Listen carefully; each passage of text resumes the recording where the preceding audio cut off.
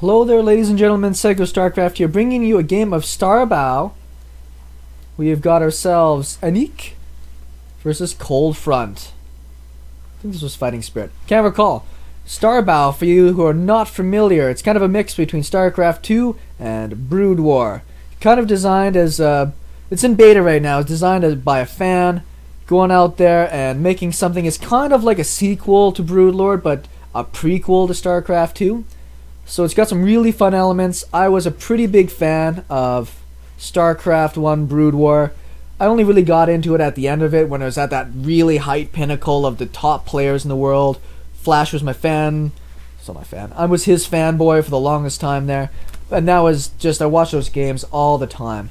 And I actually was really excited to see a lot of players, even pro players, playing games of Starbow just because it brings back some of those great memories. I think there was a Axiom tournament, like a team tournament for Starbow just within their own house there, and this is from a clan cup just around that as well. So there's going to be some things that are different about this. You can see that people are going to be expanding at different times and making things at different times.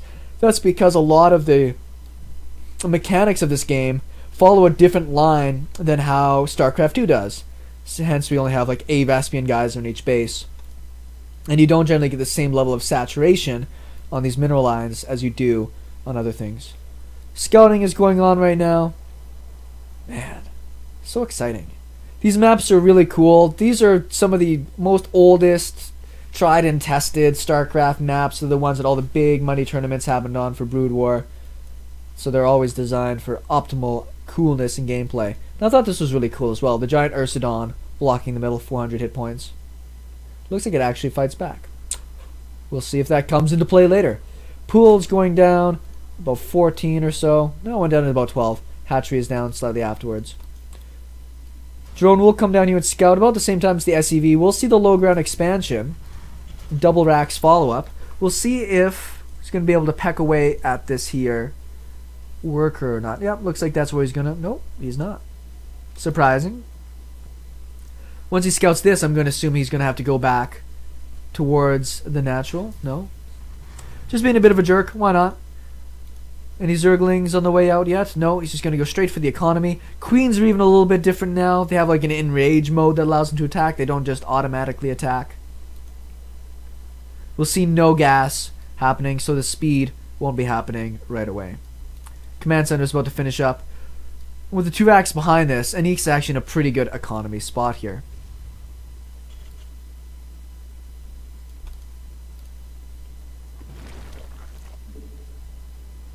Look at some of the crazy stuff going on here.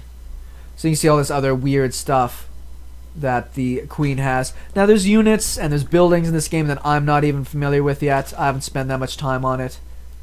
I mean, with these, you can see you can even build fire bats, medics. Really, really cool stuff. It's actually really, really fun. First couple of Zerglings running out on the map. I like those animations. Isn't that sick? The economy is just going down. So it looks like these guys are going to be pretty content not to do anything too crazy. Marines pushing out just slightly. Almost gets that Zergling, but it will get away. One tech lab is down. Elite Reaper training. Right. One of those ones you can get actually allows them to throw their old bomb charges. If you guys remember from back in the day, they could throw those, you know, charges, whatever they're called, and they did a ton of damage to buildings. That's back. One spine at the front. Queens running around to do their inject business. Creep spread still exists in this one, which is a really interesting mechanic to try to add into a StarCraft 1 style play. Just to be able to get that extra speed and extra vision. Tech lab and reactor. You can reactor out marauders in case you were wondering now. I thought that was pretty sick. Economy wise, we're going to see that the Terran actually's got a slight lead right now, and it's not as big of a deal as I'd said before in this version of StarCraft as it was necessarily in StarCraft 2. No rush for the third base, nothing like that. What I'm excited to see is some really high level Muta play. Muta play was so badass. This is like a little boost thing you can drop down on top of your barracks to let them build faster. So it looks like he's going to want to go for a push here pretty soon. Some Marines, fire bats, 16 damage, And it's considered melee, even though it's got a slight range to it. Very important because there is Dark Swarm once again. Hope you guys remember Dark Swarm. Lurker and Dark Swarm. I like how it's too bad that thing just doesn't attack people. Dark Swarm and Lurkers were just like the bane of everybody's existence back in the day. Now we are going into fast Spire play.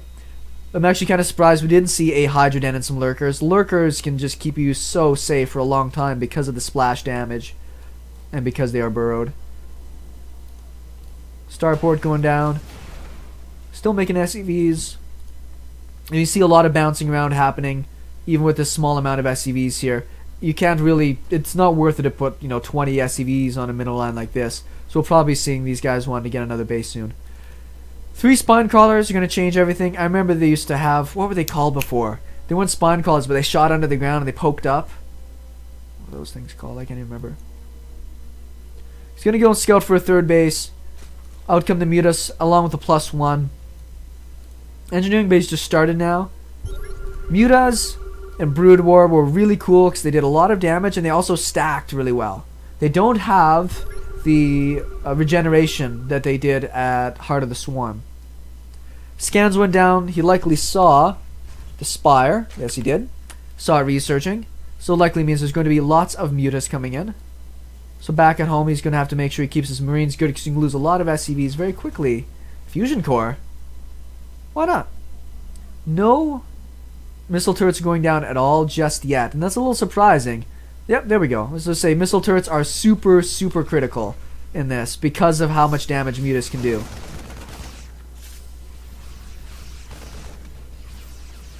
He's going to swoop behind. We'll actually get here. We'll see the damage that these mutas can really do.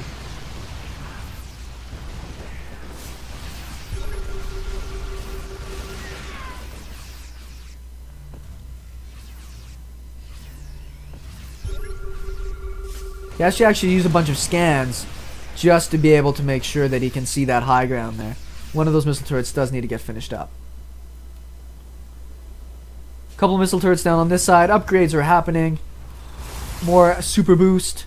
Tech lab going onto the starport. And I think that's likely to get out science vessels. Science vessels used to be the ultimate counter to mutaflox back in the day. Just because you could get the irradiates down. Irradiates would be able to do that stacking, well, it's stacking, that area of effect damage and follow around units. We see the irradiate already being researched. More medics, more marines.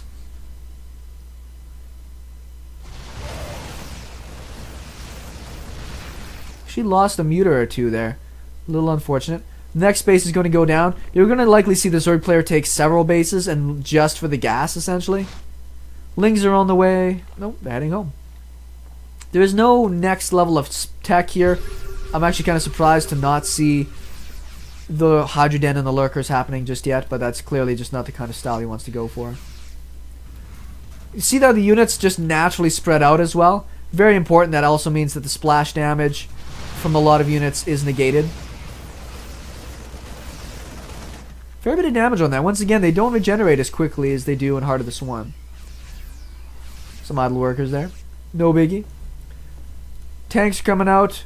We see the first science vessel now coming out. So cool. Does have EMPs. Nerve jammer. And the irradiate's the big thing that they want to use. Looks like this little force is going to get cleaned up. I always felt so bad when the medics got killed off in that game because they're the last things to die. And then they just die helplessly. So coldfront's got a bit of a lead here right now. Terran's pretty safe. In this version of the game, you can do a lot on 2 bases as Terran. You're not super panicking to get out to your next level of base. And you see the gas for him way ahead. Now with the science vessel as part of this, I think he's going to be just fine.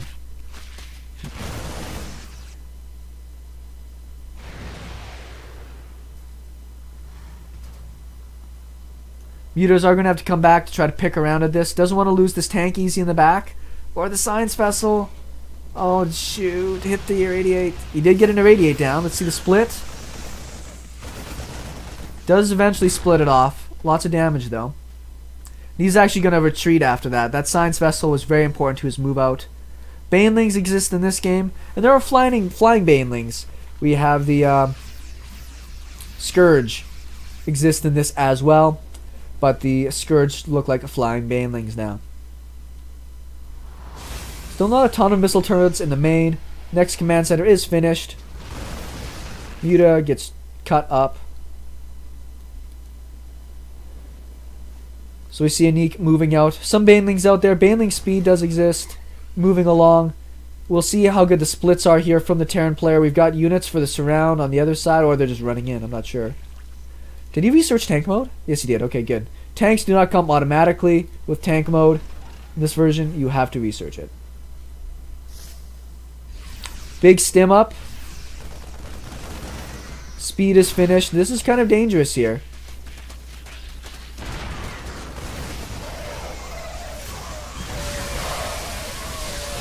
Okay, now everything is going to die, but look at the mutas right now.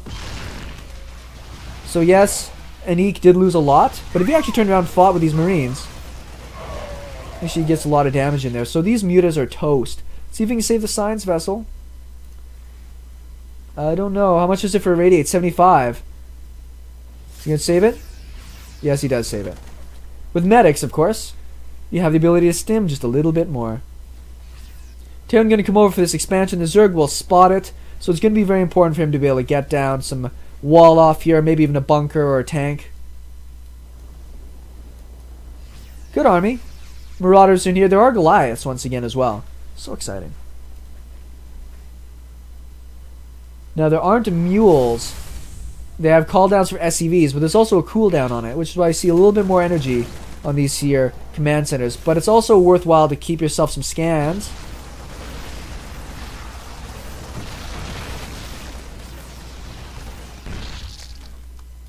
Looks like another attack just happened. Coldfront did a bunch of damage there, but once again, his Mutaflog is pretty beat up. You can watch on one Muta the regen speed on these guys. It's there, but it's really not that big a deal. I think we're going to need some more production facilities out of the Terran here soon. He's just not really jumping up to a heavy macro side of things. Double fusion cores? That must have been a mistake. No siege up on the tanks. Hopefully he doesn't get himself caught off guard. I always encourage people to keep sieged up. Even a Reaper out here. That might have been a mistake. It's hard to say. There are some Marines here, but this missile turret, once again, is a long ways off being finished. There's actually some Scourge in here now. You lose a lot of SCVs. These Marines failed their whatever course they took to learn how to be Marines.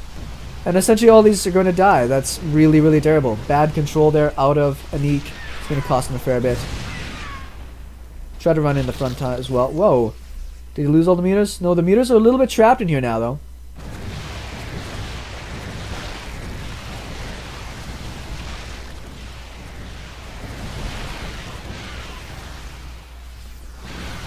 Science vessel does get off a radiate. These mutas are so toast. He's got 3 left. He's moving into hydras now. Likely going to be a lurker there's the lurkers. A lurker transition. This space is down with a bunker. Lots of missile turrets going up, but it doesn't look as though mutas are going to be on the menu anymore. Radiates are just too good. You also need those irradiates. Really? Well, he's just going to lose those mutas anyways. Big swarm of zerglings coming down here. Is he going to baneling bust this? He would need to. Pretty big move out from the Terran as well. These lurkers can bust down a wall, but he does need high ground vision as well. Get the wall up. That's pretty unfortunate. Hellbat obviously does a really good job in here. Cleans up a lot of that. This base is about to get ransacked, and then come the rest of it. So this is a pretty tough spot now for AniQe. He has to do a lot of damage, or he's just going to have to try and go home and macro up.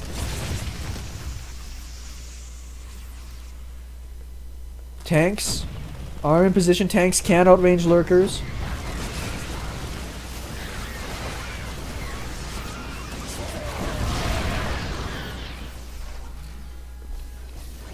This base is done. The command center does live off. Production right now out of Coldfront is going to be massive. More lurkers, more hydras. He's in a bit of a no man's land right now, though.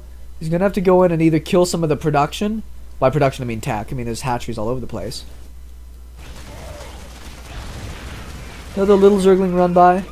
Gets a little bit of damage, a bit of distraction. More lurkers being morphed. This base isn't super critical. There are some lurkers up here as defense. These tanks are a little bit exposed at the back. You see the lurker shots there. They shoot in a line. He's getting destroyed up here at the top. He doesn't have detection. He has detection down here. But you see this army is just getting pretty melted. The lurkers are going to have to fall back. But up here, these two lurkers have killed most of these units. Zergs all over the map right now. Need those hatcheries, more production. Supplies are still pretty equal. Everything, you know, being said. Once again, as I had mentioned, it's a two basing Terran player can actually do pretty good. Terran player's gonna have to siege up. Nope. Looks like the Zerg isn't gonna follow him up there.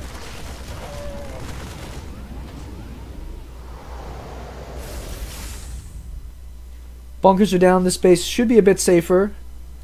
Zerg player, as I mentioned before, really about getting the gases. The gas is the really important thing for the late game Zerg player. Lots of lurkers out. We see the defilers now with the consume. What that allows them to do is essentially throw down this little patch of smoke that makes units underneath invincible to everything except shoot. What the hell? That was pretty bad control to both players. The Terran happily reacted first. Lurkers actually move pretty darn quick. There's the defiler. Does hit it with the irradiate. The defilers are very expensive, very important units, and he actually gets all those lurkers there. So the Terran's doing a pretty good little movement. That bunker gets rolled. SCVs are going to have to move away. Terran once again is restricted from having a base in the south. Scanning to make sure he's not going to run into a lurker trap. Very easy to lose a lot of units in a lurker trap. Terran players, you say he's still got a bank here. He's still not out of this or anything like that. Would be worth him picking up his wall though.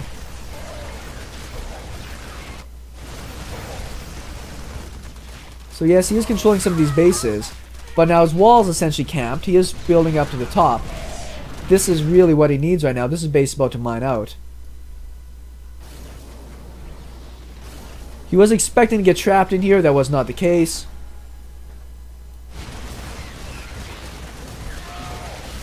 Marauder's not the best choice up here. Hellbats would have helped him out a lot more. Might have been a mistake in the unit selection. Scan goes down, sees that there's not really much up at this base for defense, so he's going to stem up there and to take control of it. It's kind of almost base trading right now, but the firebats will be able to control this. They do have stem. There's the cloud. A lot of stuff has been hit with the irradiates though. Those tanks forgotten? Yeah, I don't know why he left his tanks behind. Oh no, he was attacking his own command center, I think. Almost loses that. And AniQe actually GG's out. Now, oh, that's why. I was about to say, I don't think he needed to, but he was about to lose his entire army. Pretty interesting game there. SeKo Starcraft, thanks for watching the game of Starbow. Let me know if this is what you guys like, and we'll talk with you later.